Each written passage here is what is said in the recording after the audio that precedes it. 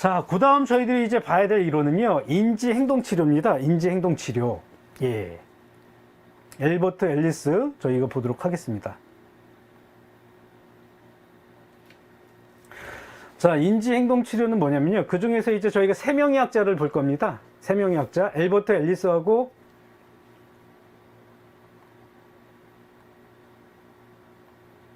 엘버트 앨리스와 이제 그리고 이제 스키너까지 보도록 할 텐데, 인지행동치료라는 건 원래 이제 그 행동치료와 인지치료를 이제 융합한 거예요. 그래서 어떤 분들은 인지치료라고 보는 분들도 계시고요. 어떤 분들이 이제 인지와 행동치료를 똑같이 보는 분들도 계셔요. 제가 이제 재활심리 때 이제 석사 때 교수님이 이 인지행동치료 대 가셨거든요. 행동치료 대 가셨는데, 그분은 이제 추후에 말씀드리겠지만 생쥐 연구로, 생쥐 아시죠? 예, 그 마우스 생쥐 연구로 박사를 취득하신 분이셔요. 그래서 그분과 저하고 관점이 많이 틀리셨는데, 여하튼 그 부분을 좀 설명을 드리겠습니다. 자, 이제 인지행동치료의 첫 학자는 합리적 정서행동치료인데, 이분은 이제 엘버트 앨리스라는 분이세요. 엘버트 앨리스인데, 이 인지행동치료는요, 사람을 바라볼 때 뭔가 이제 객관적이고, 쉽게 얘기하면 이제 그 치료라는 것이 뭔가 두리뭉실하고, 뭔가 이제 검증할 수 없는 내용보다는 검증 가능한 거, 뭔가 딱딱 떨어지는 거, 그 중심으로 바라보는 것이 인지치료와 행동치료예요. 그러다 보니까 뭔가 이제 그 정신분석이라든가 이제 인간 중심과는 좀 다른 템포의 이론이라 여러분들이 보시면 되겠습니다. 자, 처음에 언급할 학자가 엘버트 앨리스라는 거, 여러분들이 일단 공부하시기 전에 인지치료가 무엇이구나, 그 정도만 여러분들이 그냥 숙지를 하시면 좋겠습니다. 외우려 하시지 마시고요, 학자 이름 이런 거 알 필요 없다는 거 정도 말씀을 드리겠습니다. 자, 인간은 합리적이면서도 동시에 비합리적인 이중적인 존재라는 얘기를 하고 있습니다. 그리고 이제 뭔가 왜곡되게 생각하는 경향이 있다는 얘기예요. 그러니까 쉽게 얘기하면 뭐냐면요, 우리가 이제 A라는 사람이 너 잘났어, 이런 말을 들으면 어떤 사람, 심리적으로 건강한 사람은 내가 정말 잘났다고 이분이 얘기를 해주는구나, 내 칭찬이구나, 이렇게 받아들이는 분들도 계세요. 근데 뭔가 열등감이 좀 많고, 혹은 심리적으로 뭔가 이제 힘든 사람들, 불안이 많거나 이런 분들은 그래, 너 잘났다, 이렇게 이제 생각할 수 있다는 얘기예요. 상대방이 너 정말 잘났다라는 말을 그러니까 왜곡해서 받아들일 수 있다는 얘기입니다. 저 사람이 뭔데 나한테 저런 말을 해? 뭔가 이제 왜곡되게 타인의 말을 받아들이는 것, 그걸 우리가 이제 뭔가 왜곡되게 생각하는 경향이 있다고 여러분들이 보시면 되겠습니다. 그래서 여기 보시면 인지, 정서, 행동이 상호작용해서 인지가 핵심으로 정서와 행동에 영향을 준다고 하는데, 이건 지극히 이제 이론적인 얘기고요. 그러니까 이 사람이 하는 얘기라든가 생각이 어떤 것인지를 우리가 봐야 되는데, 이것이 중요하죠. 비합리적 사고. 그러니까 우리가 합리적 사고라는 것은, 그쵸, 룰루라님이 얘기했듯이 꼬인 사람이 아닌 거예요. 배에 꽈배기 꼬이듯이 꼬인 사람들은 여러분 어떻습니까? 말이 안 통하죠. 말이 안 통하고 뭔가 화가 올라와요. 막 분노가. 근데 이 꼬이지 않은 사람들은 타인이 얘기하는 것도 왜곡되게 생각하지 않는다는 얘기죠. 건강한 사람들은. 예, 그쵸. 삐딱하게 생각하는 분들. 그런데 이 비합리적 사고는 우리가 쉽게 얘기하면 영어로 must, should, have to. 죄송합니다. have to죠. have to가 아니라, 전직 영어 강사 출신이 지금 망신당하고 있네요. 예. 그러니까 뭐뭐 해야만 한다, 이렇게 생각하는 분들이 좀 있으실 거예요. 이걸 이제 비합리적 사고라고 합니다. 그러니까 나는 내일까지 뭐뭘 죽어도 기한 내 끝내야만 해. 남자는 뭐뭐니까 식사를 준비해서는 안 돼. 이런 돈두대의 생각들을 우리가 이 앨리스는 비합리적 사고라고 해요. 그러니까 여러분들 주위를 한번 보시면 뭔가 이제 꼭 해야만 해, 이런 융통성 없게 생각하는 분들이 좀 있으시지 않나요? 제 주위도 보면 이제 그런 분들이 은근히 있거든요. 뭔가 이제 고정관념이 사로잡혀 있고 완벽주의에 있는 분들, 그런 분들은 어떻습니까? 뭔가 이제 강한 생각을 갖고 있죠. 근데 그 생각이 수그러들지 않아요. 그걸 우리가 이 앨리스는 비합리적 사고로 보고 있습니다. 여러분들 어떻게 좀 이해가 되실는지 모르겠어요. 그거 정도, 예. 삐딱하게 생각하는 분들, 예. 그래서 인간은 쉽게 얘기하면 그런 부분들에 있어서 생각을 왜곡되게 생각하는 경향이 있다고 보고 있는 부분을 얘기한 게 앨리스입니다. 자, 그 다음 우리가 이제 봐야 될 부분이 아론백이에요. 아론백 좀 설명을 드리겠습니다. 간단하게. 자, 이 아론백은요, 먼저는 그 정신분석으로 트레이닝을 받았어요. 그러니까 오늘 언급되어 있지 않은 대다수의 상담 이론 심리학자들이요, 거의 정신분석에서 출발을 했습니다.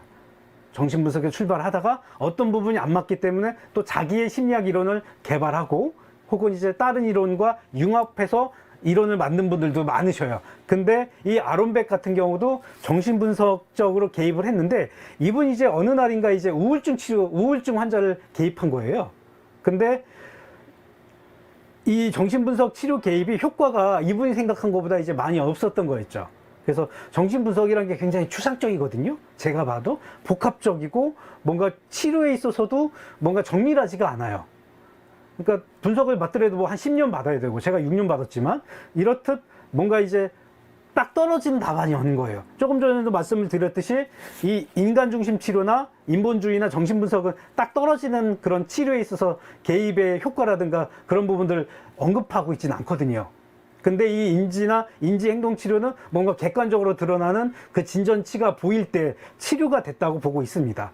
근데 이분이 이제 우울증 치료를 하다 보니까 우울증 내담자들이, 그러니까 그 비합리적 신념이죠. 조금 전에 얘기했던 그런 좀 뭔가 이제 생각이 뭔가 삐뚤어져 있는 거예요. 그게 뭐냐면 바로 나 자신에 대해서 삐뚤어진 생각을 갖고 있는 거죠. 나 자신과 미래 혹은 세상에 대해서 부정적이고 염세적인 생각을 갖고 있는 분들이 우울증 내담자들이었다는 얘기입니다. 그래서 이분이 그때부터 인지 치료를 더욱더 중점적으로 하시게 돼요. 그래서 이분이 발견한 게 그런 뭔가 삐뚤어진 생각들을 이분이 얘기한 게 인지 오류라고 해요. 이건 이제 좀 뭔가 이제 오류라고 하면 에러잖아요. 근데 인지가 에러가 난 겁니다. 그러니까 삐뚤어진 생각으로 여러분들 보시면 되겠고, 거기에 있어서 이제 얘기하는 것들이 이분법적 사고라는 게 있어요. 뭔가 답이 이거 아니면 저거예요. 근데 중간이 없는 거예요. 융통성이 없는 분들 많으시죠. 이걸 우리가 이분법적인 사고라고 하고요. 그리고 과잉 일반화. 조그만 몇 명의 사람들한테 개입을 해서 뭔가 효율성 있게 나타난 것이 마치 전체 모든 이들에게 적용해도 되겠구나, 이런 생각을 하는 거죠. 그러니까 쉽게 얘기하면 뭐 한두 사람한테 물어본 게 이게 이제 맞으면 그것을 수백 명한테 했을 때도 이게 적용해서 그것이 맞다고 생각하는 걸 우리가 과잉 일반화라고 합니다. 그리고 쉽게 얘기하면 파국화는 뭐냐면, 뭐 가다가 예를 들어 이제 개똥을 밟았다고 쳐. 개똥은 좀 그런가? 하여튼 타인이 침 뱉은 걸 내가 밟은 거예요. 그러면 이때 이분이 생각하는 게, 나 오늘 하루 망쳤어. 뭐 됐어. 이런 생각하는 게 파국합니다. 이렇듯 인지 오류를 이분이 발견했고요. 결국에는 이제 그 내담자하고 상담사하고 이제 논의를 하고 이런 인지 오류, 그러니까 뭔가 삐딱한 생각을 건강하게 바꿀 수 있도록 이제 그 수정하는 개입을 한 것이 우리가 이제 이 아론백과 엘리트 앨리스의 그런 이제 개입이다 보시면 되겠습니다. 예, 감사합니다. 재밌게 듣고 있다고 하시니까 수준이 높은 분이신 것이죠. 예, 지금 이제 저도 쉽게 설명은 하고 있는데 여튼 조금 실제로 생각한 것과 좀 다른 부분들이 있네요. 자, 그 다음 봐야 될 학자 이론이요, 이제 행동주의 치료라고 해요. 이 행동주의 치료 이론은요, 한번 살펴보도록 하겠습니다. 자, 이 행동주의 치료 이론의 이제 대표적인 학자는 스키너인데요. 이 행동주의 치료 이론은요, 그 이제 인간의 행동과 성격은 객관적인 그 기준에 의해서 측정되고 관찰되어진다고 보고 있어요. 그러니까 내담자가 왔을 때 그 사람이 바람직하지 않은 행동을 이제 그 행동을 좀 줄이는 것에 치료의 초점이 맞춰져 있습니다.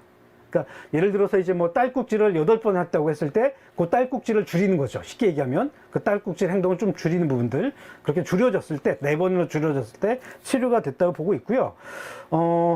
이 행동주의 이론은 한마디로 정의하자면 바람직한 행동은 이제 증가시키는 겁니다. 바람직한 행동은 증가시키고 바람직지 못한 행동은 약화시키는 거예요. 이렇게 바람직한 행동을 이제 증가시킬 때 강화물을 주는 거예요. 예를 들어 이제 여러분들 아이들이 뭐 이제 공부를 안 해요? 그러면 이제 조금 우스운 생각일 수 있겠지만, 이제 예를 들어서 맛있는 걸 사준다든가, 너가 공부를 하면은 조금 더 멋있는 휴대폰 사줄게.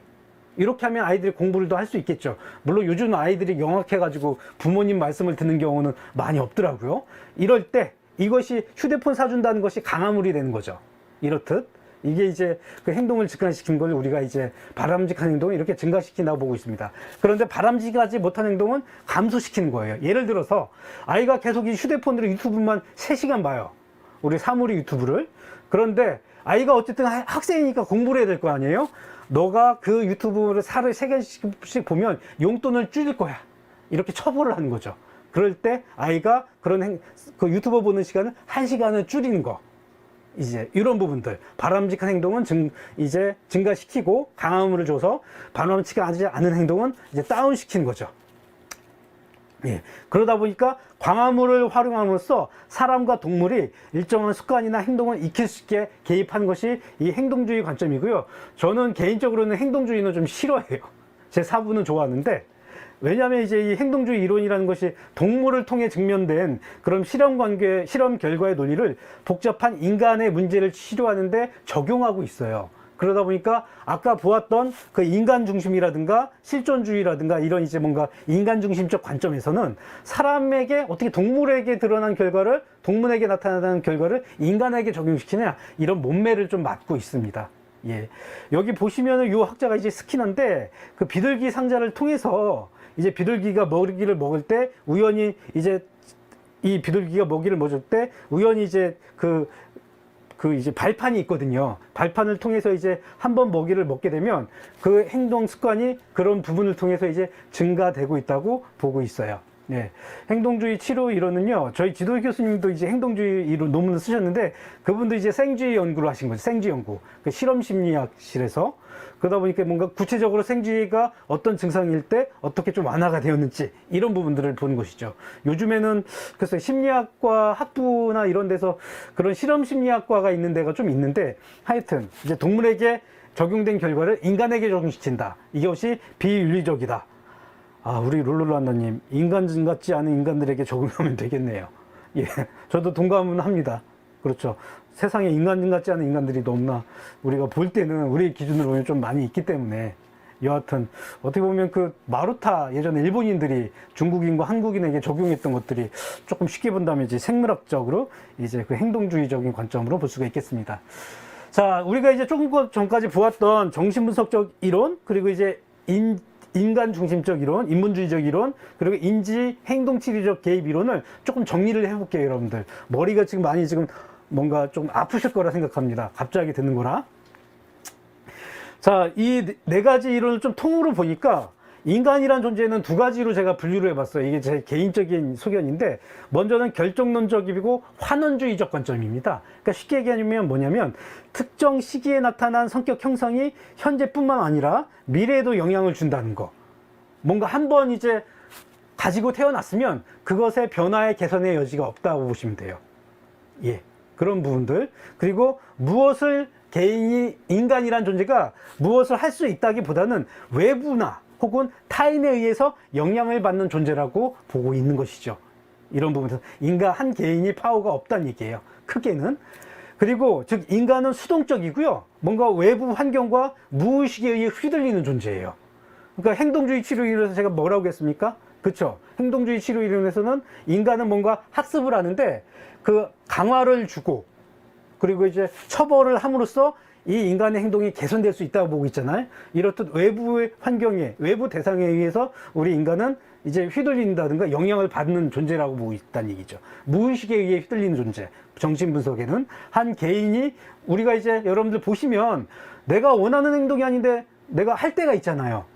의식이 있을 때조차도 그런 걸 우리가 이제 무의식에 휘둘린다고 보고 있거든요. 이거에 대한 예시는 저희가 다음 주에 보도록 하겠습니다. 이런 관점이 있고요. 또 하나는 성장과 자기 실현을 할 수 있는 존재로 보고 있습니다. 즉, 인간이란 존재는 그 가능성의 씨앗을 갖고 있는 거예요. 뭔가 될성 싶은 그런 씨앗을 갖고 태어나고, 그래서 스스로 자기 실현을 할 수 있고 꿈을 이룰 수 있는 내적 힘을 갖고 있다는 그런 관점이 인간 중심적 관점이지, 인본주의적 관점들. 그렇다 보니까 결정론적이고 과거의 영향과 외부 환경에 절대적인 영향을 받는 존재라는 것은 아님을 이 이론적 관점에서는 설명을 하고 있습니다. 어때요? 여러분들은 이제 그 한 사람을 볼 때 우리 312 회원 여러분들은 이제 어떤 관점으로 보고 있는지 저는 개인적으로 좀 궁금하네요. 예. 저 같은 경우는 글쎄 어떻게 보냐면, 성장과 자기 실현 관점으로 한 사람이나 제가 청소년 내담자들을 이제 개입할 때 그렇게 보고는 있거든요. 근데 제가 스트레스가 쌓이거나 혹은 이제 뭔가 슬럼프일 때, 그러니까 작년 그 논문 쓸 때 거의 1년 반 동안이었나요? 하여튼 2년 동안 논문 쓸 때 피를 토하며 논문을 썼거든요. 그러다 보니까 그때 이제 개입한 것이 효율적이지 못했어요. 소진이 많다 보니까, 불안하다 보니까 내담자들을 뭔가 이제 환원 쪽이고 결정론 쪽으로 좀 보았습니다. 이렇듯 우리가 한 사람이 한 대상을 바라보는 이런 시각들도요, 여러분들이 이제 어떠한 환경에 처해 있는지, 어떠한 문제에 있는지에 따라서 이렇게 좀 그 사람의 시각이라는 것이 변화될 수 있다는 것을 조금은 말씀을 드립니다.